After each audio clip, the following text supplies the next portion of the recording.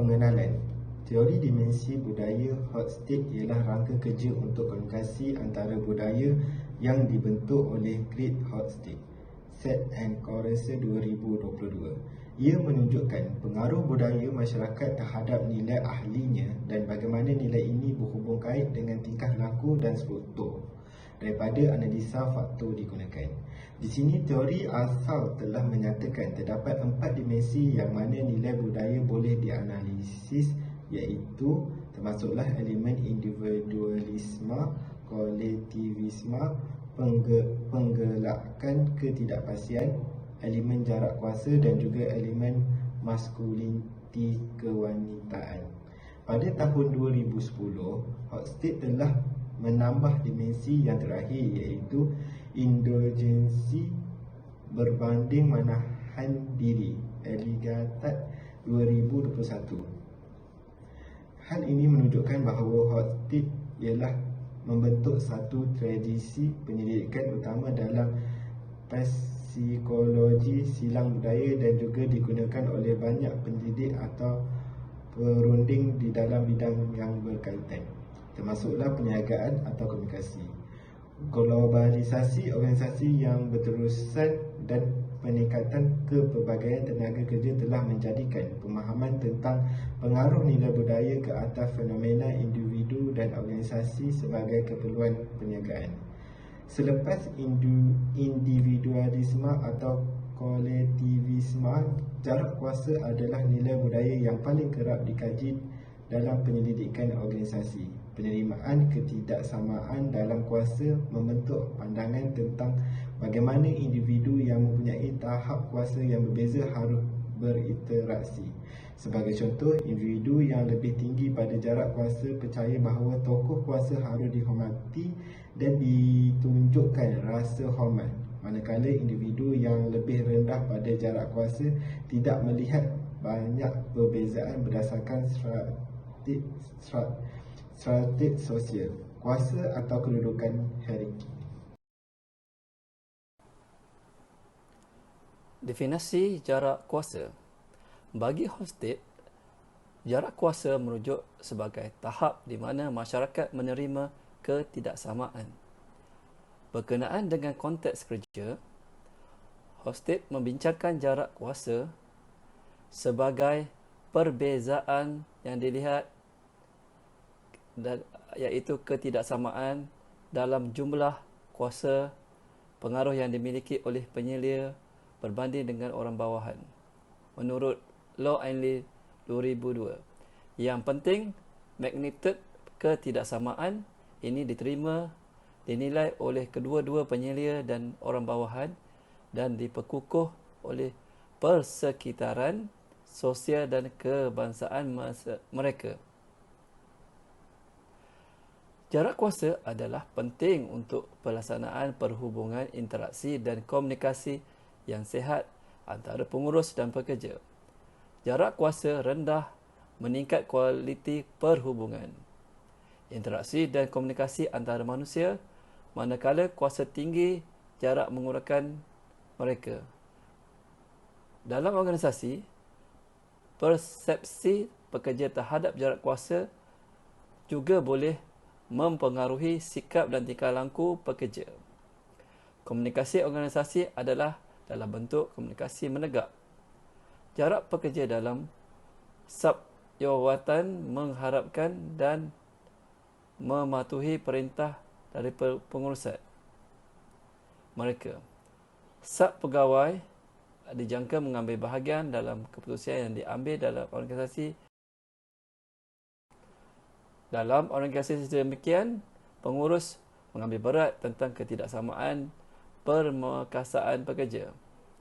Pengangkihan kuasa adalah lebih adil dan subunit dibenarkan.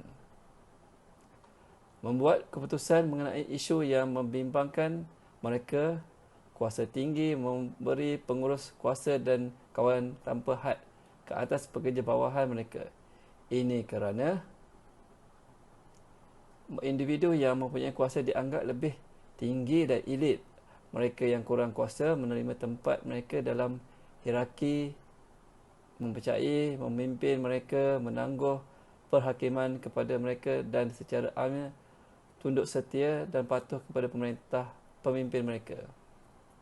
Selain itu, jarak kuasa tinggi dikaitkan dengan lebih berorientasi tugas dan kurang berorientasi orang kerana budaya jarak kuasa tinggi memulakan struktur untuk menyelesaikan tugas dan mengekalkan jarak kuasa yang wujud dalam hubungan hierarki. Sebaliknya, jarak kuasa rendah menunjukkan dirinya sebagai contoh organisasi terdesentrasi membuat keputusan secara partisipatif dan kepimpinan perundingan.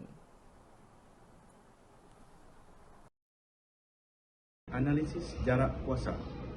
Jarak kuasa berbeza-beza pada peringkat individu, kumpulan, organisasi dan masyarakat. Tahap isu analisis mesti dipertimbangkan mengenai pada tahap apa dan bagaimana untuk mengkuantifikasikan dan mengukur jarak kuasa. Satu masalah konseptual yang lazim dalam pendidikan silang budaya ialah melakukan kesalahan ekologi atau salah mentafsir hubungan yang terdapat pada peringkat kumpulan dan menerapkan pada peringkat individu. Menurut Dewey dan Knight tahun 2014. Begitu juga dengan keliru untuk menggunakan keputusan peringkat individu pada peringkat kumpulan, masalah yang hot split terpanggil sebagai kesilapan ekologi terbalik. Dalam kedua-dua kes, implikasinya ialah konstruk yang sama mungkin bermakna perkara yang berbeza pada tahap yang berbeza, dan dengan itu hubungan antara konstruk pada setiap peringkat mungkin berbeza. Berdasarkan andaian ini, beberapa kajian menggunakan pangkalan data fosfat untuk memberikan nilai budaya kepada individu berdasarkan kewangan mereka. Ini menimbulkan dua isu penting. Yang pertama, menetapkan nilai berdasarkan kewangan negaraan mungkin tak sesuai mewakili mana-mana individu atau kumpulan tertentu. Kedua, memberikan anggota masyarakat skor nilai yang sama mengabaikan variabel penting dalam negara yang mungkin penting secara substansial dalam menjelaskan nilai peringkat negara dalam analisis mereka, dan menggunakan saiz sampel negara yang besar untuk mengurangkan kesalahan yang disyorkan menggunakan skor peringkat negara ini dalam modal berbilang peringkat hanya jika data tersedia dari sekurang-kurangnya 10 negara. Dari peringkat masyarakat, orang dalam budaya jarak kuasa tinggi kurang berkemungkinan untuk memulakan perniagaan baru kerana anggap hanya golongan elit yang terlibat dalam usaha tersebut. Jarak kuasa di jawatan pendidikan sama seperti organisasi yang lain. Jambatan Pendidikan Wilayah Persekutuan Putrajaya mempunyai jarak kuasa dan budaya kerja di Jabatan Pendidikan Wilayah Persekutuan Putrajaya mempunyai jarak kuasa yang tinggi kerana mempunyai susun hierarki dan organisasi.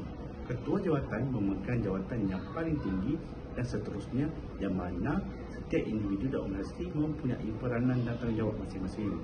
Setiap keputusan yang dibuat pula memerlukan keputusan dari ketua jawatan, dan setiap ketua unit perlu berjumpa dengan ketua jawatan mengenai keputusan yang hendak diambil. Cara bercakap dengan pegawai yang memegang jawatan yang lebih tinggi juga berbeza. Hal ini menunjukkan rasa hormat kepada pegawai tersebut. Faktor yang mempengaruhi jarak kuasa. Walaupun Hofstede meletakkan kedudukan negara mengikut skor jarak kuasa mereka, jarak kuasa boleh berbeza-beza di seluruh organisasi dalam negara yang sama. Selain varian, jarak kuasa kebanyakan organisasi tidak dilabelkan pada hujung tinggi atau rendah, tetapi sebaliknya, dengan beberapa ciri yang boleh didapati dalam organisasi jarak kuasa tinggi dan rendah. Persekitaran sosial dalam suasana keluarga. Keluarga wujud dalam masyarakat kita sebagai struktur sosial hierarki di mana generasi yang lebih tua iaitu datuk nenek, ibu bapa dan adik-beradik yang lebih tua biasanya mempunyai kuasa dan kuasa ke atas generasi muda. Hosfit telah mengambil perspektif yang berbeza tentang hubungan antara generasi tua dan muda dalam keluarga. Beliau membincangkan hubungan sedemikian dari segi masyarakat, jarak kuasa tinggi dan rendah. Dalam masyarakat, jarak kuasa tinggi, ketaatan diharapkan daripada kanak-kanak terhadap ibu bapa dan orang tua. Dalam masyarakat, jarak kuasa rendah, ibu bapa melayan kanak-kanak sama seperti orang dewasa lain. Hubungan hierarki tidak membawa tahap ketidaksamaan kuasa yang besar antara generasi muda dan lebih tua. Ibu bapa mengajar anak-anak mereka untuk berdikari supaya anak-anak dapat berfikir dan membuat keputusan sendiri pada masa hadapan. Sistem nilai dan corak tingkah laku kanak-kanak tadi yang diwujudkan antara anak dan ibu bapa kemudiannya dibawa ke persekitaran pendidikan interaksi dan perhubungan guru-murid. Guru menggariskan sukatan pelajaran yang perlu dipelajari oleh pelajar dan komunikasi bilik darjah adalah trafik sehala dengan guru melakukan semua permulaan dalam interaksi. Seorang guru yang tegas dan menggunakan hukuman sebagai ancaman terhadap pelajar yang tidak berusaha dalam pelajaran boleh dijangka dilihat dalam situasi jarak kuasa tinggi. Tetapan pendidikan jarak kuasa rendah dicirikan oleh guru mengenai pelajar dengan cara yang lebih kurang sama. Pendekatan berpusatkan pelajar dan dalam pendidikan mengharapkan pelajar belajar sendiri dengan sedikit arahan oleh guru dalam proses itu. Pendidikan, pendapatan dan pengalaman. Tahap pendidikan mengiringi status pekerjaan seseorang dalam sesebuah organisasi. Hofstede membuat kesimpulan bahawa pendidikan adalah faktor utama yang dikaitkan dengan jarak kuasa. Dari perspektif lain, pendapatan yang lebih tinggi biasanya mengikut pengalaman dan kekananan seseorang dalam organisasi.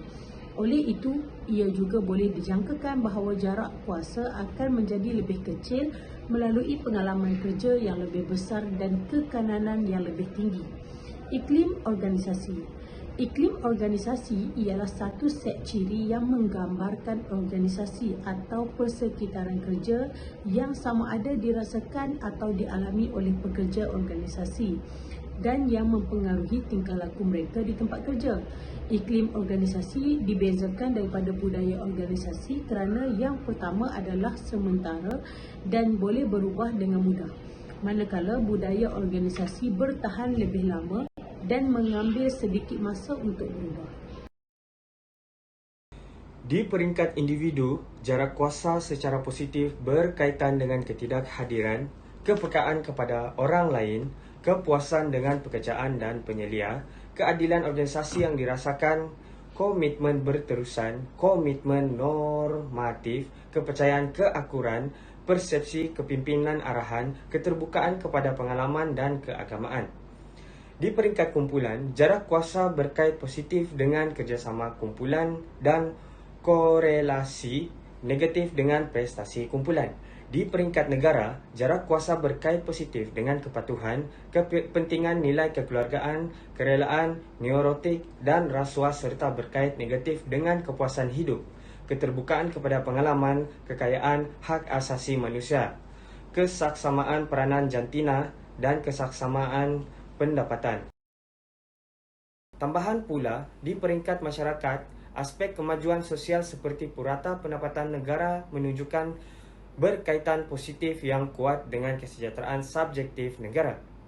Walaupun hujah teorinya ialah jarak kuasa mempengaruhi kemajuan sosial, ada kemungkinan negara yang sudah progresif dari segi sosial mempunyai kemewahan peraturan santai yang berkaitan dengan hierarki dari semasa ke semasa.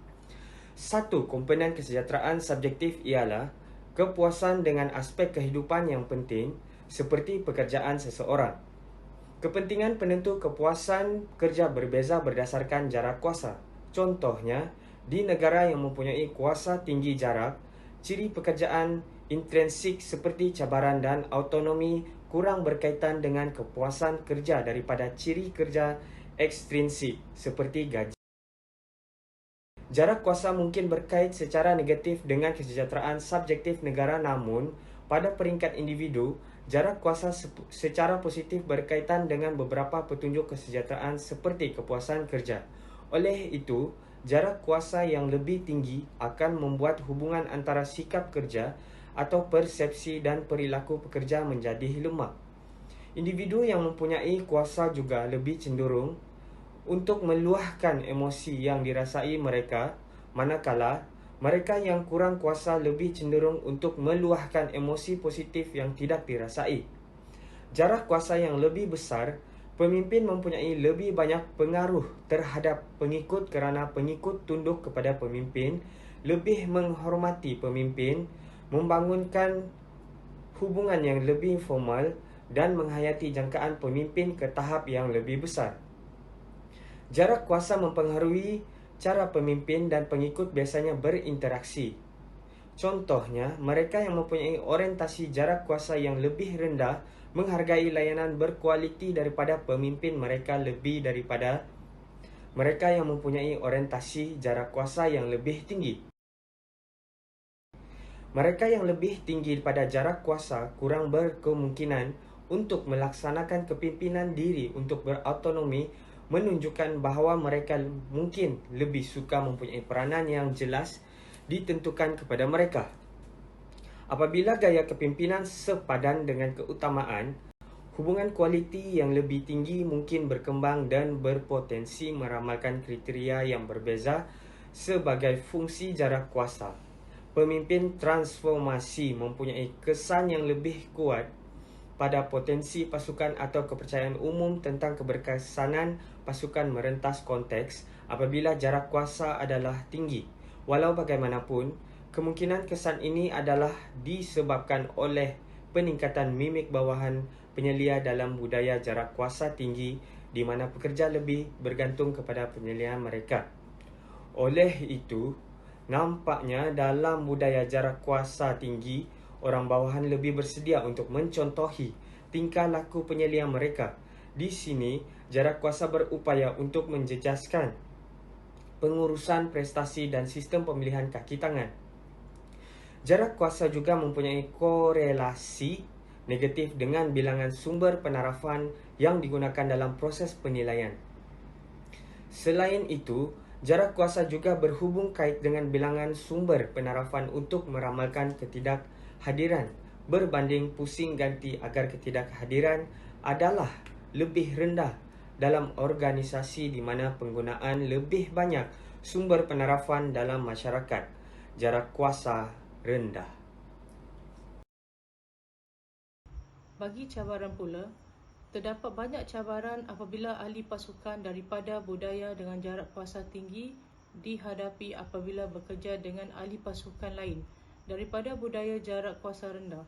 Dalam persekitaran organisasi dengan jarak kuasa yang tinggi, pekerja akan sentiasa mempunyai kedudukan yang agak rendah dan sangat menghormati pihak atasan. Pekerja kurang tunduk kepada pemimpin mereka dan pekerja mempunyai peluang yang lebih besar untuk menentang keputusan kepimpinan atau syarikat. Pekerja berkuasa rendah dalam masyarakat lebih mengambil berat tentang hak kebebasan dan mereka mahukan lebih banyak peluang untuk membuat keputusan, terutamanya bagi mereka yang berkaitan dengan kerja mereka sendiri. Jurang komunikasi yang besar wujud antara pihak atasan dan bawahan kerana sukar bagi pekerja untuk menyatakan pendapat mereka sendiri. Jarak kuasa memberikan pengurus kuasa dan kawalan tanpa had ke atas orang bawahan.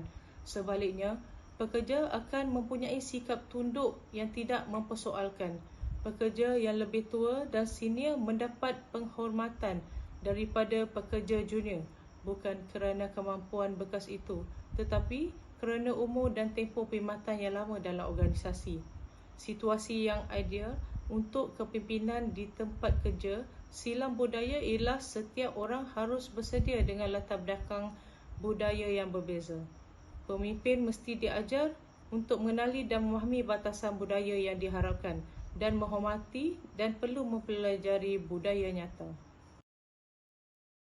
Akhir sekali, kesimpulannya, persekitaran budaya mempunyai pengaruh yang mendalam terhadap tingkah laku pekerja dalam organisasi. Ia bermaksud penerimaan individu terhadap pengagihan kuasa yang tidak sama rata dalam sebuah organisasi. Hofstadter lebih cenderung fokus dalam menganalisis perkara budaya ke atas organisasi dari perspektif sosial. Tahap pengagihan dalam masyarakat dan organisasi adalah tidak sama rata. Oleh kerana jarak kuasa boleh menjejaskan produktiviti organisasi, mengesyorkan strategi untuk pengurusan untuk mengubah persekitaran kerja boleh meningkatkan komitmen organisasi pekerja. Kesimpulannya, jarak kuasa ialah sejauh mana anggota masyarakat yang kurang berkuasa menerima ketidaksamaan yang diamalkan oleh pihak atasan. Negara dibahagikan kepada dua kategori utama sebagai jarak kuasa rendah dan tinggi. Dalam jarak kuasa tinggi, kuasa berpusat, manakala dalam jarak kuasa rendah, ia tidak berpusat. Hubungan antara pihak atasan dan bawahan di negara jarak kuasa rendah adalah tidak formal, manakala ia formal di negara jarak kuasa tinggi. Kedua-dua negara jarak kuasa tinggi dan rendah mempunyai nilai budaya yang mempunyai kesan negatif dan positif terhadap tingkah laku dan sikap pelajar. Pihak atasan dan bawahan harus menganggap salah satu lain sebagai jenis orang yang berbeza. Kadangkala kuasa adalah fakta asas masyarakat. Tanggapan baik dan jahat tidak relevan. Sekian saja pembentangan dari grup kami. Terima kasih.